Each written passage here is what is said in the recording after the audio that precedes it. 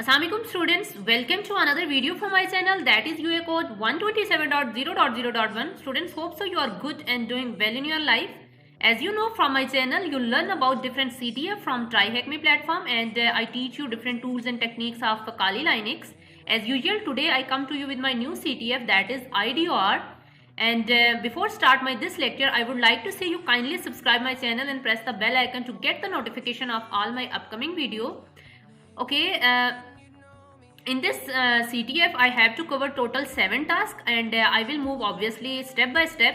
And I have already opened the target machine and attacking machine.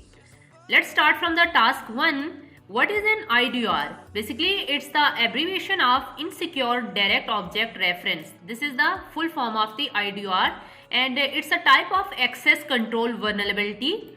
This type of vulnerability occurs when a web server receives user supplied input to retrieve objects.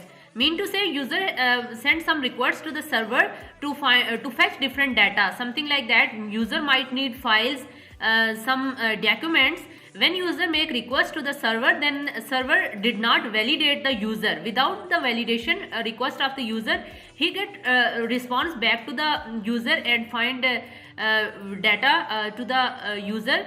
And here you can see, and it is not validated on the server side to confirm the requesting objects belong to the user requesting it. Might be the server sent back data to another user that is not actually make that request. So this is the definition of IDR. What is IDR stand for? IDR stand for Insecure Direct Object Reference. Let's jump to the task 2, an IDR example. Imagine you have just signed up for an online service. Okay, before move to this task, I will just click on view side. Here, when I click on it, you see some interfaces are present to me. And imagine you have just signed up for an online service and you want to change your profile information. The link you click on goes to something like that. This is the URL that you can see on browser URL, and you can see your information here. And Curistic gets the better of you, and you try to change the user ID value to the 1000. First, you see here the user ID is 1305, and if you change the user ID to the 1000, obviously now in that case you have to get information of another user as you change the user ID. Okay, you can see you can now see another user information. You have now discovered an IDR vulnerabilities. Okay, using what you have learned about, click on view page view site button and try to receive a flag by discovering and exploiting an IDR vulnerabilities. Okay guys, here you can see a front look of any dummy website is present to me. Here you can see some form is present, and when I click on this first one, that is shipping, and here you can see some information is retrieved to me. Your order number is 1234. I think this is the ID. And now if I click on second user, and here you can see I did not get the user ID. Okay, below here you can see I get the user ID is present here. Okay, when I click on this email, another information about this user is present to me. And when I click to the last one, okay, let's click on this URL, and here you can see on URL it display that order ID is 1234. If I change the user ID, and if I replace user ID to 1000 and hit enter, let's see. You can see now it's fetch a TryHackMe flag to me. And if I type here another ID, that is, let's suppose 1001, and hit enter, right now it did not retrieve any information, as on this ID I think there is no information is present. Okay, if I change it's to 900 and hit enter, and it also did not any information, as 900 ID did not belong to any useful information. But when I change user ID from the default one to the 1000 and hit enter, see, I am successfully fetched the first flag of this CTF. So guys, this is in this way you can actually find the IDR vulnerability. Okay, Let's jump to the task 3, that is finding IDRs in encoded IDs. In encoded IDs. Now it's time to find the IDR in encoded IDs. Okay, when passing data from page to page either by post data, query strings or cookies, web developers will often first take the raw data and encode it. Okay guys, being a computer student, I hope you know about the encoding and decoding technique. Obviously encoded data is very important, and it provides security to the website. And below you can see the most common encoding technique on on the web is base64. It's a encoding technique, and it is most common used. And here some reference link are present. You can either check these link in order to further explore your concept. Any data you can put here, and then you can encode into the base64 format. And similarly here a decode link is also present. You can also check this in order to clear your concept. Below a picture is present here to clear your concept. Here some data is present. When it decode, it will convert into this format. Then this is the procedure that actually data is encoded and decoded. You can also take the concept from here. Okay, the question is that what is the common type of encoding used by the website? See here, the common techniques that is used for encoding is base64. Obviously the answer is base64. Okay, let's jump to the task 4, that is finding IDRs in hashed IDs. In hashed IDs, okay, hashed IDs are a little bit more complicated to deal with than decoded ones. Okay, it's more complicated than decoded one, but they may follow a predictable pattern, such as being the hashed version of the integer value. For example, ID number 1 to 3 would become this one. Obviously when guys you will convert 1 to 3 into some hashed value, then it will present in this form. Now no one can get actual idea from this value how actually what is the correct value against this hash value.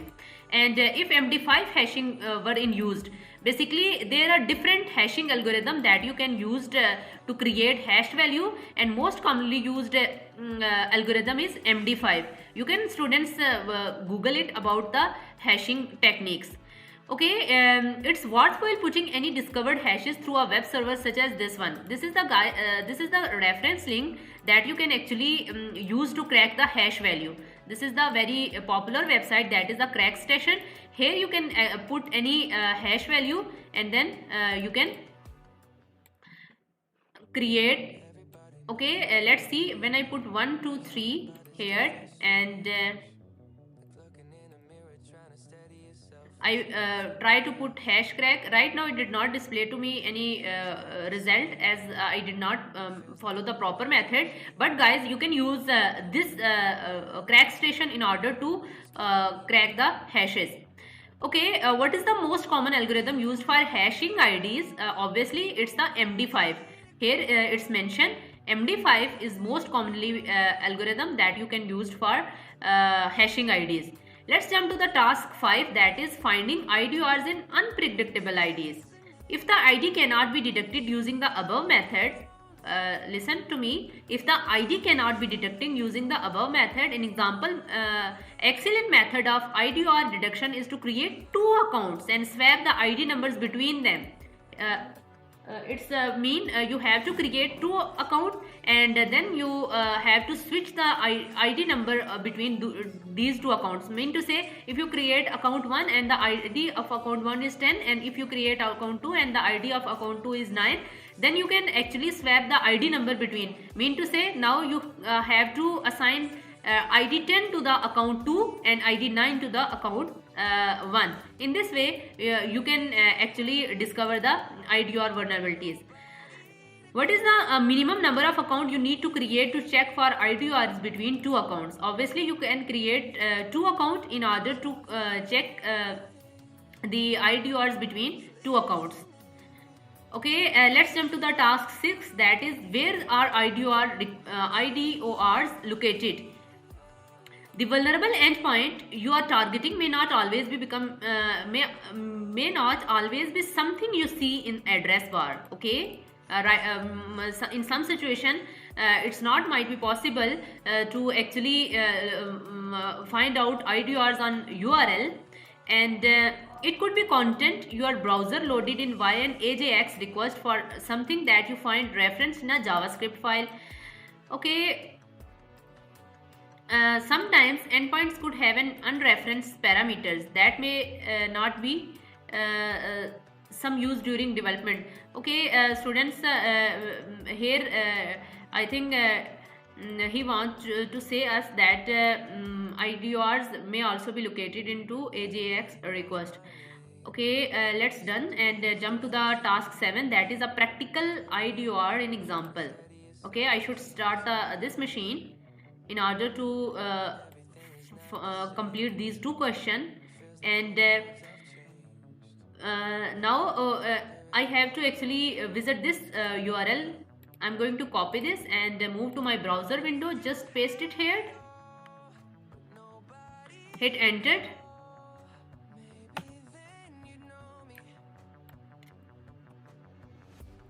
Okay, firstly you have need to log in. To do this you have to create an account, and so I will just move to the customer tab and try to create a new account.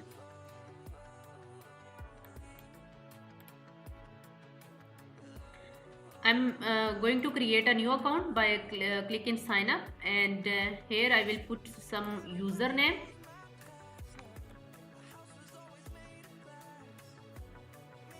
some email ID,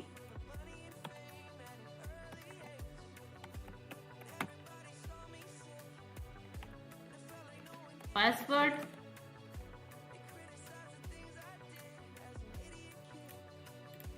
okay, click on sign up. I have successfully created an account, and now let's see what next I should do. Okay, the your account section gives you the ability to change your information such as username, email and password. You will notice that the username and email fields pre-filled in your information. Okay, let's see. If I click on logout and when I try to log in again, here you can see the information is pre-filled. I did not require to fill it again manually. Okay, again I click on login.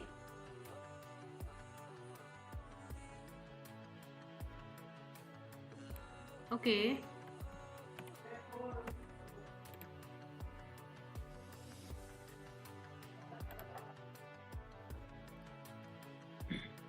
We will start by investigating how this information gets pre-filled. Now it's time to actually find out how this is possible to pre-fill this information. If you open your browser developer tools, and here you can see, let's try to open browser developer tool by pressing Ctrl F key, and when I click on the network tab,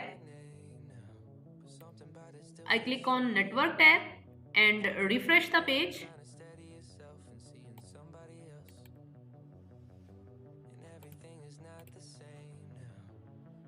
You will see a call to an endpoint with a path, this one. Let's see.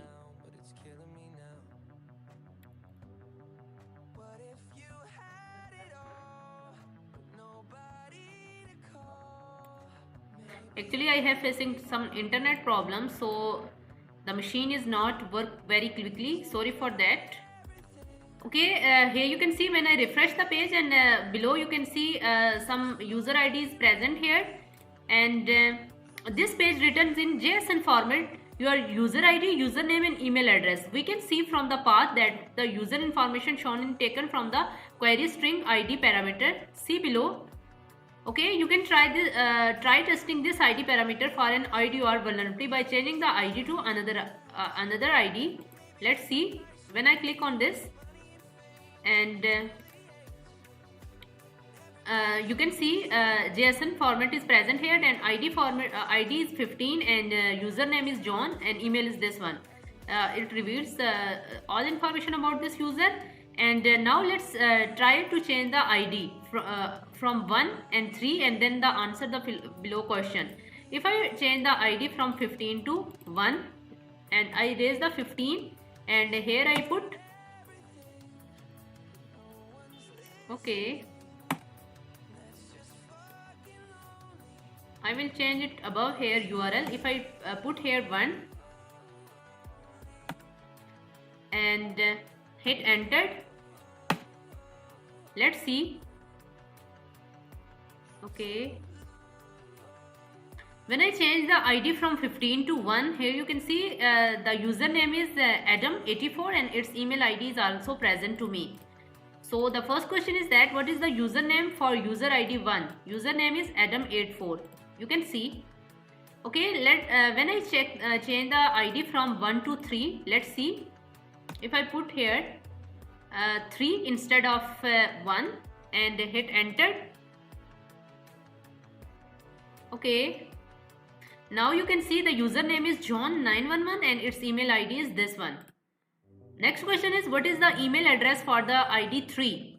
So the email ID for email address for ID 3 is this one. You can either check information about other user by changing ID number. Let's see. If I put here, remove the 3 and put here 4 and hit enter. Let's see. Here you can see another information about the 4 user, that is Simon is present to me. So in this way students, you can actually find the ID or vulnerability. This is all about my today's CTF that is related to the IDR. Hope so students you will do practice about it, and you will also use Google in order to clear your concept. I will come to you with my tomorrow lecture with my new I will come to you with my new lecture tomorrow. Till that, Allah Hafiz and take care.